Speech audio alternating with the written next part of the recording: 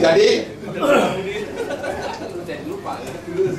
kepemilikan oleh negara baru efektif kalau kepemilikan itu otoritasnya diberikan ke perusahaan negara yang sengaja dibentuk untuk itu berdasarkan undang-undang. Kalau kepemilikan di tangan lembaga negara seperti BP Migas ataupun SKK Migas, tidak efektif kepemilikan itu. Karena apa? Karena dia bukan entitas bisnis. Tidak bisa dia taruh di neracanya. Dia tidak punya neraca, tidak punya balance sheet. Kalau perusahaan pasti punya neraca. Di dalam teori ekonomi mineral, yang aset yang berupa cadangan yang ada di perut bumi itu sama juga aset. Aset di dalam pembukuan disebut ini persediaan stok cadangan. Persis gambarannya begini. Persis kalau di perusahaan manufaktur, perusahaan pabrik mobil misalnya, mobil yang sudah dihasilkan tetapi ditaruh di gudang, ya, mobil yang di gudang belum dipasarkan itu aset, masuk dalam neraca, di dalam stok, ya, neraca perusahaan itu belajar ilmu ekonomi, inventory, paling atas cash di bank, piutang, bla bla bla, inventory persediaan. Ini aset yang sangat cair, tentu kurang cair dibanding dengan cash di bank tentunya. Dia menjadi cair kalau dijual, ya kan? Sama. Cadangan di perut bumi itu aset cair. Dia masih status cadangan, persediaan. Ya, ini baru kepemilikan baru sah secara bisnis kalau dicantumkan di dalam balance sheet, neraca. Harus muncul di neraca perusahaan negara yang kita maksud itu. Sehingga kalau sudah muncul di aset dari neraca perusahaan negara yang kita maksudkan ini, pihak lain tidak bisa mengklaim. Kontraktor tidak bisa mengklaim untuk dibawa ke bank, dia mensertifikatkan, tidak bisa. Jadi aturan sekarang yang memberikan sertifikasi kepada perusahaan itu, asing itu salah. Ya, regulasi seperti itu. Itu prinsip nomor 2 ya. Prinsip nomor 3, pengelolaan yang benar itu adalah perusahaan negara yang diberi kuasa pertambangan itu dalam hal dia kurang dana, kurang teknologi, diberikan otoritas untuk bekerja sama dengan siapapun. Nah, disinilah bisa masuk perusahaan asing dan perusahaan swasta, tapi sebagai kontraktornya perusahaan negara. Dia berkontrak dengan perusahaan negara ini asetnya terpisah, ya, asetnya terpisah dari aset negara, perusahaan negara ini. Sehingga perusahaan negara ini yang berkontrak dengan perusahaan asing, B2B, business to business. Pemerintah sebagai pemegang kedaulatan, sebagai pemegang kebijakan tidak boleh ikut berkontrak. Pemerintah harus berada di atas kontrak. Dia harus kebal terhadap apa isi kontrak maupun apa isi keputusan arbitrase antar perusahaan negara dengan perusahaan asing. Manakala perusahaan negara dan perusahaan asing terjadi perselisihan, dibawa ke arbitrase internasional, misalnya menyangkut konflik tentang cost recovery, tentang lapangan minyak antara Pertamina katakan begitu dan perusahaan asing, dibawa ke arbitrase, ada keputusan arbitrase. Nah, harus dinyatakan pemerintah RI berada di atas keputusan arbitrase itu, ya, sehingga kita tetap berdaulat, gitu loh, ya, nggak tunduk kepada keputusan arbitrase sepanjang menyangkut minyak dan gas. Harus dinyatakan seperti itu. Prinsip keempat, perusahaan negara ini harus dikasih kewajiban untuk memaksimumkan penerimaan negara dari migas. Harus kasih kewajiban. Ya, dikasih otoritas tapi ada kewajiban memaksimumkan penerimaan negara dari migas. Kewajiban perusahaan negara ini dengan cara bekerja sama dengan asing dalam hal mampu teknologi sama keuangan, ya, dengan cara ke depan, ya, ini yang belum ada, kita belum masuk ke wilayah ini, memonetasi kekayaan migas nasional. Itu bisa dimonetasi oleh perusahaan negara untuk mengumpulkan uang demi kepentingan infrastruktur atau APBN ke depan. Gambarannya begini. Ada dua teori bankable sama tradable. Bankable tadi itu kalau sudah disertifikatkan cadangan di perut bumi itu bisa dibawa ke bank, duit keluar. Sama juga bapak-bapak punya rumah, punya sawah, ada sertifikatnya, bawa ke bank, keluar duit. Itu bankable namanya. Tidak hanya bankable, tapi Ini yang belum kita manfaatkan. Tradable. Minyak di perut bumi, masih di perut bumi, bisa diperdagangkan sejak 30 tahun terakhir ini. Bisa diperdagangkan, artinya pemiliknya sudah bisa terima uang meskipun barangnya masih di perut bumi. Yang kita saksikan dalam transaksi di pasar Naimek, New York untuk minyak, hari ini $110 harga minyak, itu paper market. Tetapi pengiriman secara fisik dari minyak yang diperdagangkan di New York bisa 2 bulan lagi, 3 bulan lagi, bisa setahun lagi, tergantung perjanjian. Waktu transaksi terjadi, minyaknya masih di perut bumi. Jadi meskipun masih di perut bumi, bisa diperdagangkan. Nah pertanyaan, siapa yang berhak memperdagangkan minyak di perut bumi? Pemiliknya.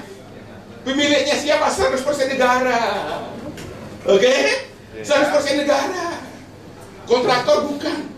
Kontraktor asing baru menjadi milik dia minyak itu menurut kontrak production sharing sejak tahun 60-an sampai detik ini, ya. Minyak di perut bumi baru menjadi milik si kontraktor minyak asing setelah minyak diproduksikan, ya, dieksploitasi keluar dari perut bumi lalu dibagi secara fisik. 85% Republik Indonesia, 15% mereka naik oleh cost recovery. Crude entitlement mereka namanya itu. Ini pun secara fisik setelah sampai di pelabuhan ekspor, di titik serah, masih di storage, di Duri, di Kalimantan, di mana itu masih milik negara. Sekalipun di lapangan asing, statusnya milik negara 100%. Tolong dicatat itu. Baru menjadi milik perusahaan asing atau milik kontraktor itu setelah di titik serah. Oke? Itu aturan production sharing standar. Jadi dengan kita ke depan ingin menciptakan undang-undang migas yang baru, tolong mari kita bersepakat sebagai bangsa dan negara untuk memanfaatkan kekayaan migas karunia ilahi ini untuk mempercepat kemakmuran bangsa ini. Ya, tidak dengan tata kelola yang sekarang. Kalau dengan tata kelola sekarang yang merokok keuntungan asing. Mereka datang keluar duit memang waktu ngebor pertama, dapat uang, dapat minyak ditemukan. Setelah dapat minyak diagunkan. Modal nggak keluar lagi, modal dari bank. Ya kan? Wah ini nggak benar ini. Jadi mereka setelah itu modal dengkul malah bagian domestic market obligation kita ngemis ke mereka. Hah? Itu keliru. Jadi kita kembalikan kedaulatan bangsa ini atas sumber daya migasnya dengan cara mencabut segera undang-undang migas. Kita bikin undang-undang migas yang baru dan prinsip-prinsip pokok seperti tadi itu. Pokoknya seperti itu. Harus ada perusahaan negara yang dibentuk atas dasar undang-undang yang mengelola. Ya, perusahaan negara ini harus dinyatakan asetnya terpisah dari aset negara. Sehingga kalau diklaim di internasional asetnya dia saja, bukan aset republik yang bisa diklaim. Ya.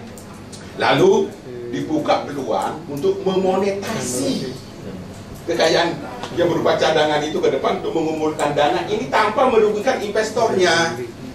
Dan yang berhak mengagunkan bukan pihak investor tetapi pemiliknya negara. Nah sekarang SKK Migas mau mengagunkan tidak bisa, dia bukan perusahaan. Jadi, tertutup peluang untuk itu, untuk memanfaatkan itu. Kalau yang mengelola badan pemerintah, harus yang mengelola ke depan itu perusahaan negara, sehingga kita punya peluang perusahaan negara ini mengumpulkan dana yang luar biasa besar, ya. Kita tidak butuh pinjaman nantinya itu. Perkiraan kasar saya, ini termasuk batu bara, mohon maaf, termasuk emas perak, itu sekitar 200.000 triliun. Tolong catat itu, sekitar 200.000 triliun. Nah sekarang asumsi 50% dari nilai itu merupakan biaya produksi sama bagiannya kontraktor, entah kontraktor asing maupun domestik, bagian dia, ya, katakan separuh. Jadi masih sisa 100.000 triliun. Hitungan garis kertas ini. Nah kalau kita manfaatkan teori tradable tadi, kita bisa minta uang duluan. Katakan 10%. Dari 100.000 berarti 10.000 triliun uang kita terima hari ini. 10.000 triliun lunasi utang negara. Sehingga generasi muda yang akan datang tidak punya beban. Sebab kita pakai sumber daya alam soalnya ini. Satu menit lagi Pak. Ya. Generasi muda tidak punya utang, tidak punya beban. Lalu masih sisa katakan 8 8.000 triliun, katakan utang negara 2.000 triliun, sisa 8.000 triliun coba. Itu 5 kali APBN, bangun jalan raya seluruh Indonesia sekelas jalan tol, di mana rakyat nggak usah bayar lewat jalan itu, perbaiki semua pelabuhan darat, laut, udara, rumah sakit yang paling bagus, sekolah yang paling bagus, berhenti kirim TKI, TKW ke luar negeri, ini menciptakan lapangan kerja. Itu kita nggak usah dengar IMF bantuan, ini negara kaya sumber daya alam. Ini saya tahu, ini akan ditentang oleh IMF sama Bank Dunia. Kita nggak mau berhutang kepada mereka lagi, kita pakai harta kita sendiri membangun negeri ini negeri kaya. Ini bukan Jepang, bukan Korea, bukan. Ini negeri kaya ini secara geologi, ya. Mereka nggak punya minyak gas, mereka itu, kita nggak kaya. Batu bara, bayangkan, kalau listrik pakai batu bara, biayanya, mohon maaf sebentar aja, 600 perak per kWh. TDL sekarang 800, sudah untung, nggak perlu naik listrik, subsidi listrik nggak ada. Harusnya. Coba kalau batu bara kita untuk listrik, nah, sekarang kita digiring untuk yang aneh-aneh. Ya, seperti itu. Kalau angkutan misalnya pakai gas, nggak usah impor BBM. Ya, gas kita numpuk luar biasa misalnya seperti itu. Jadi yang ingin saya katakan ke depan ini harus dimulai dari DPR. Saya pikir memang lembaga perwakilan rakyat ini harus ada perubahan dan restorasi.